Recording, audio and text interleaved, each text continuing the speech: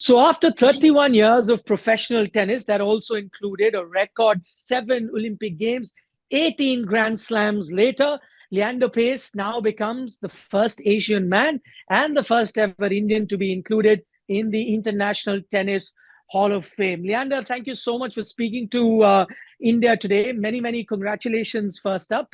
And my question to you is going to be, from that 12-year-old boy that was sent bag and baggage to Chennai, did you ever think at that time that this is where you'll reach in the International Hall of Fame?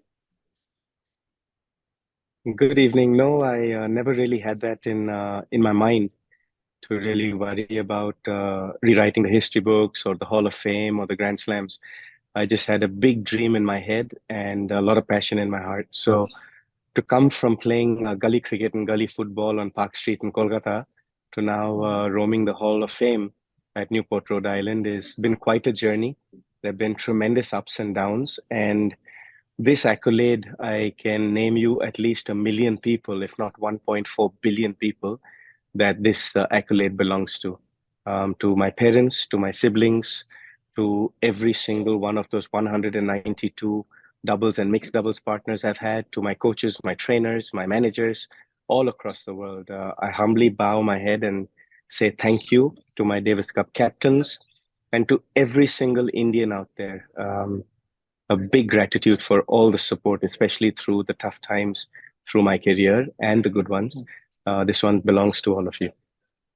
Okay, I mentioned right at the start of the interview, 31 years of professional tennis. And of course, I'm going to add another 10 odd years before that. So 40 plus years of, playing tennis.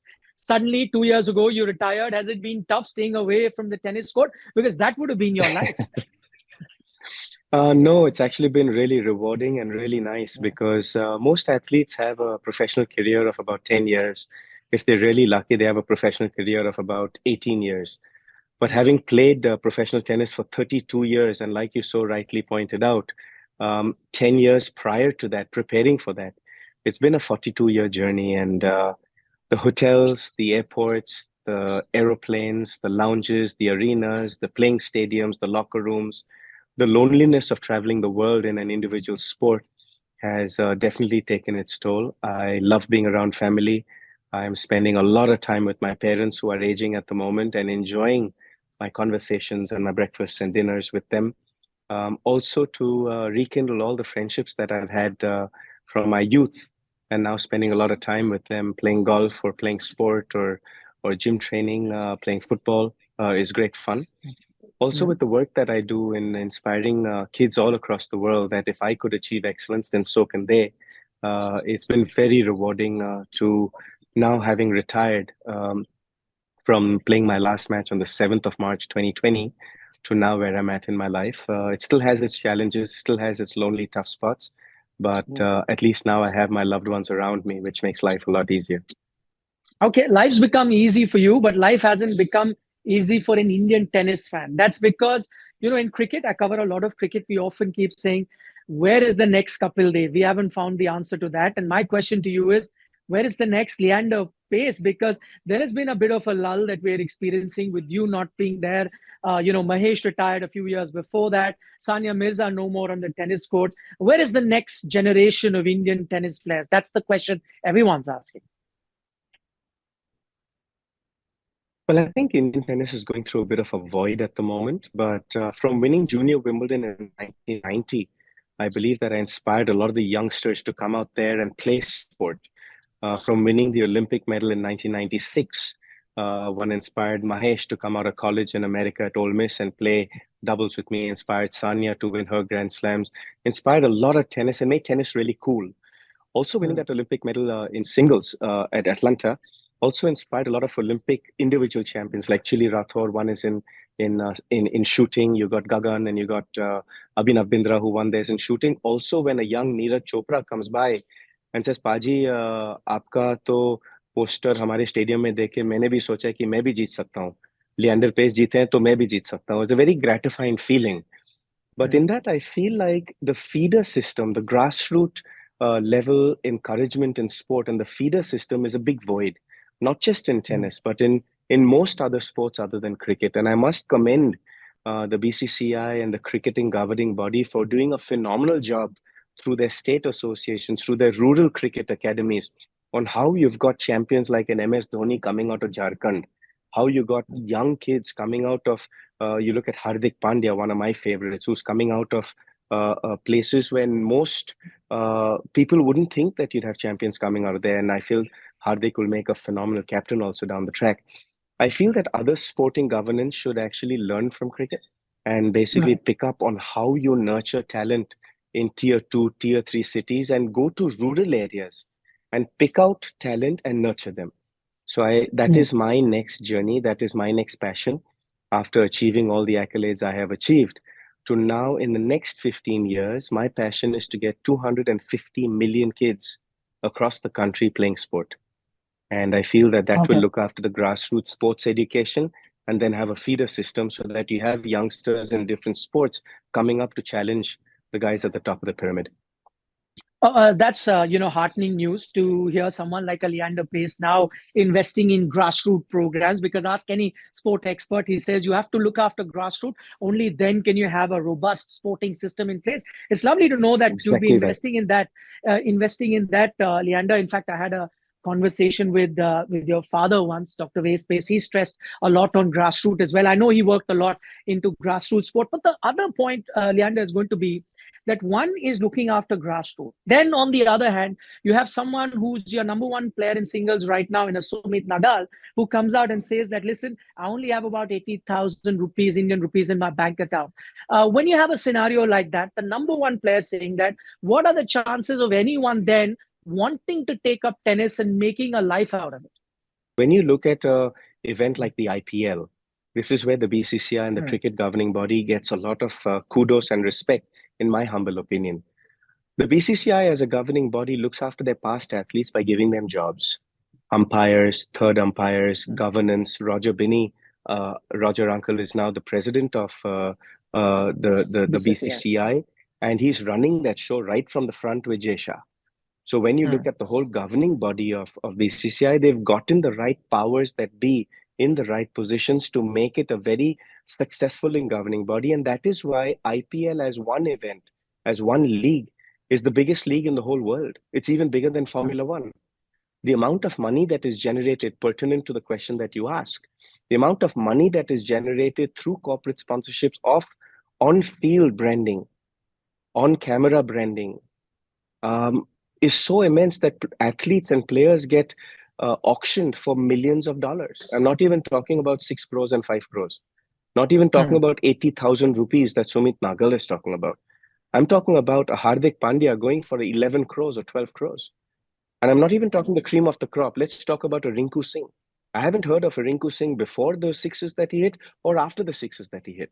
But during the IPL, Rinku Singh was a household name and a legend in Kolkata for the Knight Riders. So Hmm. in that, I feel like leagues like the IPL, I feel like events like that, I feel like governing bodies like the BCCI need to be learned from. You need to replicate that. Other governing bodies of other sporting associations need to learn from that and look after their present athletes and look after their future athletes. Hmm. On Marine Drive itself, there are more cricketing clubs than there are tennis clubs in the whole country. And I Yeah. think that is something that needs to be learned from.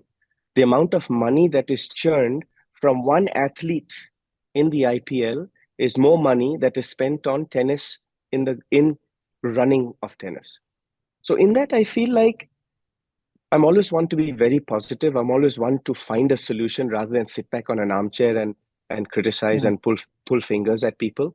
And I Hmm. feel that it's important, like for people like us, to come back and actually do something good. People like us to come back and promote the sport. People like us to come back and find a way. So through the Tennis Premier League that I've had, we just finished season 5, and here now, the league is growing year after year. Next year, we're hoping to take the league international and take it to Dubai or the Middle East. And in that, getting Indian athletes, Indian tennis players to rub shoulders with Grand Slam champions and rub shoulders with international players so that they better their craft, and also to bring corporate dollar to this or corporate rupee to this so that the athletes benefit. In that, I feel like sports like javelin, sports like shooting, sports like pickleball, sports like that are growing, sports like badminton are growing Hmm. such leaps and bounds. Look at Kabaddi League, look at table tennis, the way they're doing, look at badminton, the way they're doing. I think that sports like that are really coming forward and challenging tennis, where tennis was firmly the second sport after cricket in the 90s when I won my Olympic medal and I won my Grand Slams. Today, tennis is kind of dropping as far as there's a big void as far as athletes to come in. So, um, unlike, you know, I don't like sitting back and pointing fingers. I want to be the game changer. I want to be the one making a difference. That is why I'm going to the grassroots through tennis, through cricket, through hockey, through football, through track and field, through swimming, through physical fitness, mental fitness, and emotional fitness, getting into the grassroots to nurture athletes to have a feeder system coming up.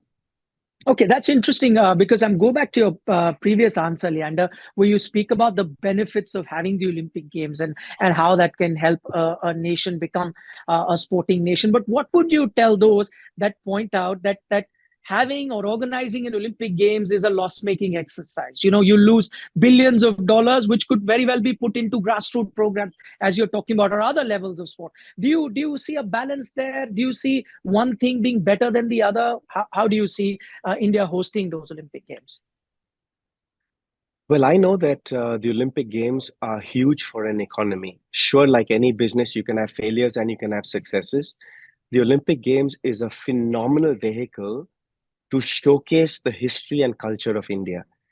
I feel that that is a big plus point to be able to showcase our tourism, to be able to showcase our history, to be able to boost our economy, not just through the real estate itself, but through the sporting heritage that we have by bringing the whole world to India and showcasing what the Olympic spirit is about. I myself am an Olympic baby. I grew up to parents who captained India in sport and won an Olympic medal in 1972. And being a second generation Olympic champion, I know all too well that the success stories of the Olympics is not only on a podium, it's about encouraging our youth who are so caught up with social media, so caught up with their smart gadgets, so caught up in the modern risks of modern society. And I'm not even going to mention them. All our viewers know what I'm talking about here. But to nurture our youth through good health, through good physical health, through good mental health, through teaching them leadership and teamwork through sport.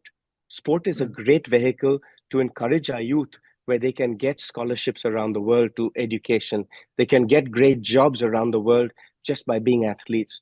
And at the same time, learn skills like leadership, camaraderie, and learn how to lose gracefully and win gracefully.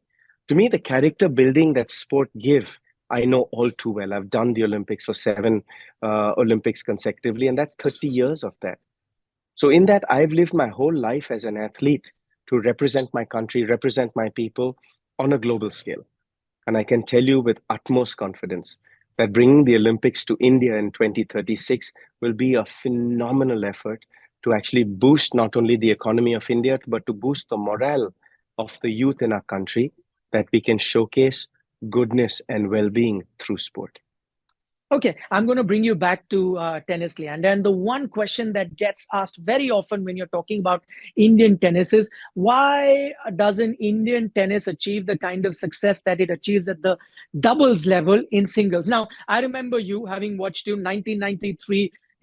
Davis Cup comes to my mind. You beating Anand Bosche at that time. I remember you beating Pete Sampras at the Pilot Pen. I remember you winning that singles medal at the Olympic Games. So there was success there. Why is it that for Sanya too, she started off as a singles player, then went on to playing doubles and then won a lot of Grand Slams. Why is it that Indians are not able to replicate that in the singles form? And I know you're a big one on genetics. Does that play a role here? Yes, genetics play a big role here in terms of the physicality of the demands of the sport. So if you look at contact sport, right, like rugby, football, basketball, Indians don't really excel in that. When you look at cerebral sports like chess, badminton, tennis, cricket, um, Indians really excel at that. Even if you look at hockey, which is our national sport, when we played hockey on grass, we excelled in it. We won the Olympics and then won medals at the Olympics all the way till 1980. When you look at the minute hockey moved to AstroTurf and became more physical and faster and more contact, we haven't done so well as much as we did in the 70s and the 60s. So I feel like when you look at sport like tennis, where the demands physically are so much on the physical attributes, where the average height of a tennis player today is about 6 feet 3, 6 feet Hmm. 4. I mean, I'm 5'10" on a good day. Secondly, when you actually look at the mental aptitude and the physical aptitude of the professional athletes on the pro tour, Rafa Nadal and Djokovic are playing matches that last 5 hours, 6 hours. They can barely stand in prize ceremonies after the match. When you look at Serena Williams, Venus Williams, you look at Iga Swiatek today, you look at Sabalenka, their physical prowess is really daunting. So in that, I feel like the doubles game is more, Indians are more made up for the doubles game. I feel like when you look at the current tennis players, I have so much respect for them because, as Sumit says, with a lack of funding and a lack of support, they're still out there on the international circuit, working day in and day out, traveling. 99% of tennis tournament guys are outside the country. They're not in India. Our cricket team has the luxury of playing 70 to 80% of the year in India. IPL is in India. So there's a whole world of difference when you talk about a global sport like tennis, where sometimes you have to travel to Auckland, New Zealand, and other times you have to travel to Machu Picchu, Peru. The vastness of travel and the expense of conducting a professional tennis career is immense. You don't have Hmm. a association that pays for that. You don't have a governing body. You don't have a club that bears your expenses. You got to do it yourself. So I have tremendous respect for every individual professional athlete, not just in tennis, but in track and field, in badminton, in shooting. I mean, 99% of our athletes in India outside cricket are all doing it on their own family's esteem, are all doing it on their own individual capacity. And to me, to every one of those boys and girls out there, I tip my hat in respect for all of them. They are the true patriots of our country who go out there to be the best that they can be in their field. Okay, interesting. I have a counter argument on the genetics bit, as you mentioned, and I'm going to quote one of your favorite sport or your most favorite sport. That is football, and it's interesting that I'm speaking to you on the 1 year anniversary of that FIFA World Cup final, which I know you were in attendance there, watching that particular game. Lionel Messi winning that. So the argument is, if physical sport and if Indians aren't made up for that, what do you make of a Lionel Messi? You talk about you being 5'10" on a good day, a 5 feet 6 inches Lionel Messi, a 5 feet 7 inches Andres Iniesta, or a 5 feet 8 inches Xavi Hernandez. How is it that those guys with that physicality are able to compete in probably the most competitive sport in the world, and then we as Indians struggle? Is it the lack of the system, or is it again down to genetics? Not a bad point of view, but a Hmm. mediocre argument. Because Lionel Messi is playing in a position, Xavi is playing in a position that is a striker, a ball handler in the front of the field. If you put Lionel Messi as a defender or as a goalkeeper, he wouldn't make his gully football team, let alone play for Argentina in the World Cup. If you put Fair point. a certain positions need certain genetics, that is the first point to answer to your conversation. Secondly, is that the style of play that a Xavi or a Iniesta, also a short guy, or a Pele, also a short guy, or a Messi play, the style of play is very different to a Ibrahimovic or to a Cristiano Ronaldo, right? That's one. Yeah. Secondly, you forget that Lionel Messi, as a 11-year-old, was picked up by Barcelona FC, picked out of Buenos Aires, and taken to Barcelona to train in Nou Camp. Now, I've trained in Nou Camp. I know how professional their sports science centers are. I know how professional their sports knowledge is. I know how professional their playing arenas are. I know how professional their online academics are, which are very important to the Indian ecosystem and the Indian psychology to continue your academics while you're taking a risk at your real profession, which is sport. We're still fighting a day and age today in the 21st century where parents are doubtful and worried, and rightly so, that if you don't make it and earn a living playing sport, then what is your fallback? So academics still become primary in an Indian psychology or in Indian culture. Whereas now, at least, our young girls are able to avail of equal scholarships to American colleges as boys do. Because Right. Title IX, which is basically a technical system in the NCAA system, that every university that has 3,000 or 4,000 scholarships for boys also has to have 3,000 or 4,000 scholarships for girls. So any university like Harvard or UCLA or USC or the Tar Heels that have an American football team with 133 scholarships for the boys have to equal that on the girls' side. So hence, on the boys' tennis team, you maybe have 2 or 3 scholarships, but on the girls' tennis team, you have 10 scholarships. On the boys' football team, soccer team, that is, in America, they call it soccer there. Yeah. Apart from American football, the American soccer team on the boys' side, you may have 10 scholarships, whereas on the girls' side, you have 30 scholarships. So hence, our Indian girls are also availing of academic scholarships when they go to play for a college in America. And I think these are the nuances of knowledge that need to be shared with our Indian parents, because you got to coach the parents just as much as you got to coach the athletes. In fact, even more so, because where would a average middle class mother or father be willing to take the risk of sending their child at the age of 16 or 17, let alone at the age of 11 when I left, abroad, not to Chennai, not to Gujarat, not to Haryana, but sending them abroad, a 23-hour flight away, to take the risk of being a professional athlete. Yeah. So your point is valid, but the argument is weak because of the fact that genetics play a huge role in terms of Indian philosophy and ethnicity and culture.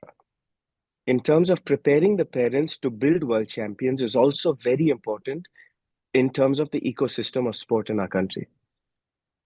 Okay, one final question, Leander, before I let you go. I know you've had a long day doing plenty of interviews, and this is again pertaining to tennis. Just a few days ago, we had the Indian team, the Davis Cup team, being announced to tour Pakistan. This is going to be the first time in 60 years that India is going to be touring Pakistan, an opportunity you did not have. Would you be concerned about security or anything like that? If you were one of the boys playing today and your association said, go and play there, you'd do that?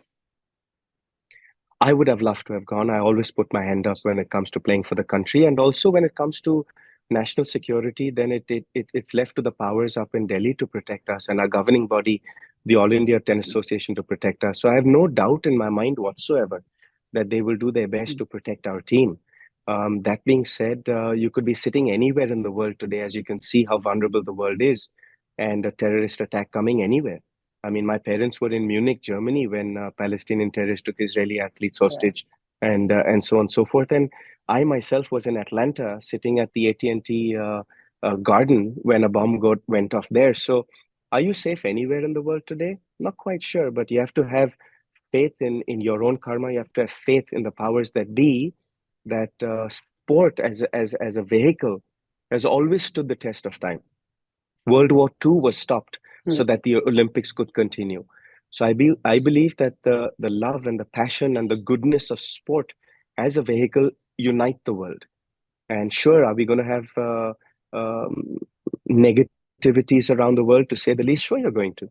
But I believe sport is the one vehicle that is inclusive, that brings the world together in competitive nature of Davis Cup or of competition, to actually bring happiness and faith and goodness around the world. And that's what I like to believe. And I've been very blessed to have played a sport like tennis, which has equal prize money, equal opportunity, equal rights, to showcase around the world the goodness of sport. And I think that will continue for generations and generations to come. Sport is the greatest way to nurture our youth and give them jobs, give them education, and give them a way to put bread and butter on the table. Especially now when there's a lot of vulnerability around the world, sports a great vehicle.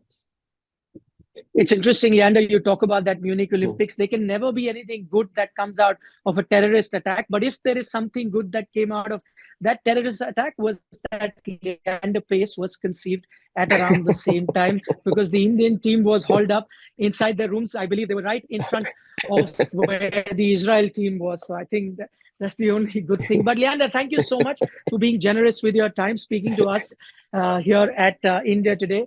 Here's wishing you all the very best in your future endeavors, where you talk about touching the grassroots, and maybe you always inspire the next generation, but actually, going down to the grassroots and helping them, graduate to the next level across sport. All the very best with that. I always love being in interviews with you. You got me there on that one in the Munich Olympics. And to all our India Today viewers out there, bring happiness and love around you. The world's in a very vulnerable state at the moment, and with a bit of empathy and a bit of love and a bit of inclusivity, you can bring happiness to anybody. This International Tennis Hall of Fame induction belongs to each and every one of you, and I bow my head in gratitude for all the decades of support you've given me. Jai Hind, Namaste.